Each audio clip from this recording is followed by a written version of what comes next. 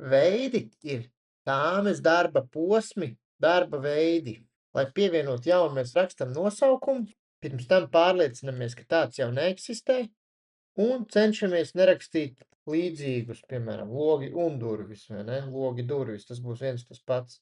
Pievienojot jaunu, mēs vienkārši spiežam pogu pievienot, tas pievienojas, un mēs to redzam šeit. Tāmes darba posmi, veidi mums ir nepieciešami, lai pievienot projektu. Tos mēs varam salikt šeit, kā arī varam labot kādu no projektiem, uzspiežot uz labot projektu, un arī šeit pievienot papildus veidu. Spiežam labot projektu, un pēc tam mēs to varam izvēlēties kā izdevumu veidu, kā darba posmu veidu, un tie mums tiek attēloti šeit, piemēram, metāla konstrukcijas veids. Šī posma tāmas izmaksas, piemēram, būtu 135, un izdevums to veidu ir 11,738. Tādā veidā mēs redzam, cik labi mēs operējam.